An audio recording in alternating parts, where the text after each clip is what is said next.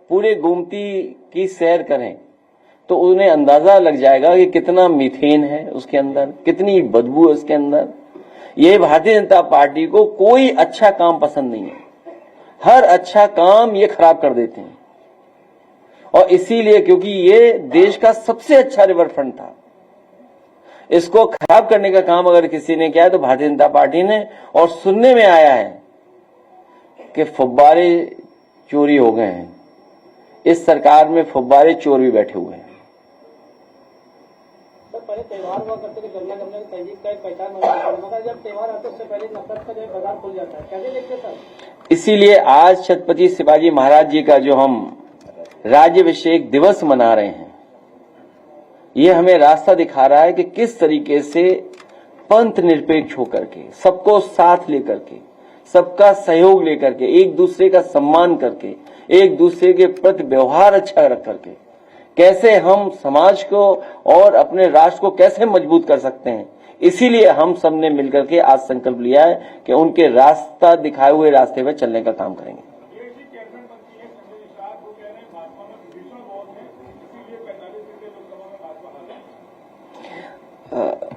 अक्सर Bharatiya Janata party PDA के नेताओं को आगे करती है और आप भी हमारा साथ नहीं दे रहे हो। पीडीए के नेता का ही मान करके आप सवाल पूछ पा रहे हो। तो जो लॉयल्टी होती है, लॉयल्टी देखो कैसे बदलती है। कुछ लोग हमारे साथ जीते थे, कुछ लोग हमारे साथ जीते थे, लेकिन कुछ उन्हें मिल रहा था खोखा, जो बोलते हैं महाराष्ट्र की भाषा में, उसकी वजह से लॉयल्टी बदल ली उन्होंने। तो छत्रपति शिवाजी महाराज जी का जब हम लोग बहुत कुछ सुन रहे थे तो उसमें कई बार ऐसा मिलता है कि लॉयल्टी कैसे बदलते हैं लोग। तो वहां जो लोग बैठे हैं वो लॉयल्टी बदलने के उसमें हैं कि अभी तक तो वहां थे, अब कहीं और भी जाना है। बंगलुरु में एक घटना हुई परसों से, उसमें भगदड़ में 11 लोग मारे गए। वहां के मुख्यमंत्री ने कई अधिकारियों को सस्पेंड कर दिया और आयोजक कर्ता गिरफ्तार कर दिया। कुंभ में जब घटना हुई है तब किसी भी अधिकारी को सस्पेंड नहीं किया गया, न किसी आयोजक कर्ता के खिलाफ कोई कार्रवाई नहीं। 2027 में उत्तर प्रदेश की जनता न केवल सस्पेंड करेगी बल्कि हमेशा हमेशा के लिए विदाई कर देगी।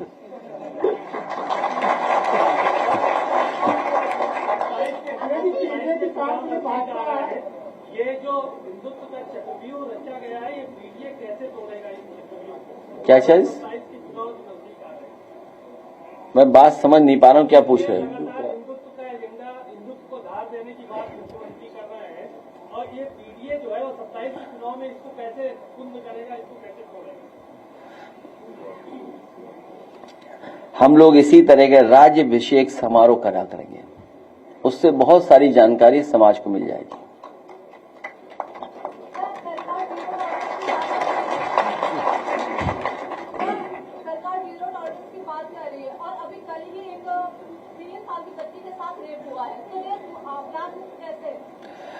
भारतीय जनता पार्टी के सरकार में कानून व्यवस्था ही, जिसका नारा था जीरो टॉलरेंस, वही जीरो हो गया इस बार।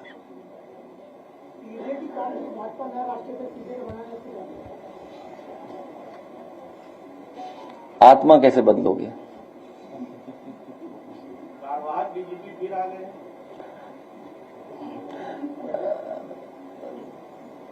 व्यक्ति तो अच्छे लग रहे हैं क्योंकि आप सब लोग मौजूद थे, मैंने वीडियो देखा है। आप लोग सब आसपास बैठे थे कुछ लोग, लेकिन जो बुना हुआ जाल है उसमें कितना कामयाब होंगे तोड़ने में। और पुलिस कितनी करप्ट कर दी गई है। जब आप पुलिस से पॉलिटिकल लोगों को दबाने का काम करोगे तो पुलिस भी तो अपना मनमानी करेगी। अभी पंचायत के चुनाव आने वाले हैं, तो मान लीजिए पुलिस से ही अगर आप विपक्ष के लोगों पर दबाव बनवाओगे, उन्हें पकड़ा पकड़ी करवाओगे, उन पे झूठे मुकदमे लगवाओगे, तो क्या उम्मीद करोगे कि पुलिस फेयर काम करेगी उसके बाद? और उत्तर प्रदेश तो वो प्रदेश है जहां पर पुलिस को पकड़ रही है, पुलिस पे एफआईआर लिखा रही है। कई घटनाओं की तो आपको और हमको ही सच्चाई नहीं पता है कि सोचिए नए अधिकारी बने और स्वागत कैसे हुआ किसी थाने में किसी का, सोचिए आप, सुनने में आई कि कोई बड़ी घटना हुई है लखनऊ में, तो अगर पुलिस को आप इतना अधिकार दे दोगे, अधिकार होना जरूरी है, लेकिन जब आप उससे पॉलिटिकल काम लोगे, गलत काम कराओगे, तो गलत आपके साथ भी होगा।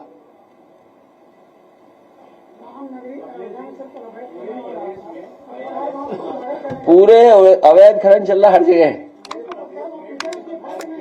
तो मैं पत्रकार साथियों से कहूंगा कि आप भी खिलाफ काम करिए बीजेपी के, और अपने साथियों को समझाओ जो बीजेपी के लिए काम करने लगे हैं, उन्हें भी समझाइए।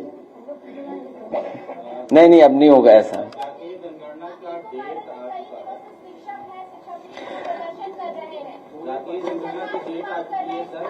वो होगी तब 2027 में पीडीए सरकार में ही जाति जनगणना होगी, तभी सही तरीके से जनगणना होगी। पूरे प्रदेश में पुलिस अधिकारी जो है फोन नहीं उठाते हैं। ग्रेटर नोएडा में पुलिस आयुक्त लक्ष्मी सिंह को मैं 3 दिन पहले फोन करता हूँ, मैं आ रहा हूँ, और वहां मैं 3 दिन रहा, मुझे समय नहीं मिला, बुलाया नहीं। अब छोड़ो, ये सवाल मत करो, चलो आप भी सरकार बदलो, हम लोगों का सहयोग करो।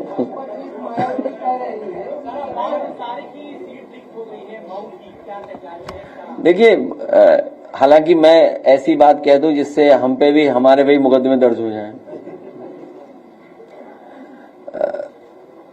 अब्बास अंसारी की सदस्यता जानबूझ करके ली है, सरकार ने जानबूझ करके ली है, और अगर इन्हीं स्टेटमेंट्स पे किसी की सदस्यता ली जा सकती है, तो इसके सरकार के बैठे हुए लोग क्या बोल रहे हैं? क्या मेरा डीएनए याद दिलाएंगे वो लोग? क्या समाजवादियों का डीएनए पूछेंगे? जितनों ने डीएनए की बात की उनकी सदस्यता क्यों नहीं लेते हैं जज लोग? जो लोग डीएनए पूछ रहे हैं उनकी सदस्यता क्यों नहीं जा रही है? मुझे तो लगता है कि फैसला भी जाति के आधार पर हो रहा है। कभी कभी फैसला कराने के लिए कुछ लोगों को पोस्ट करके भेजा जा रहा है, इसीलिए पहले दिन से हम लोग कहते हैं संविधान को खतरा है, और केवल समाजवादियों की सदस्यता जा रही है। भाजपा के लोग जो स्टेटमेंट दे रहे हैं उसकी सदस्यता कभी नहीं जाएगी क्या? अगर बाई इलेक्शन होता है सर, तो क्या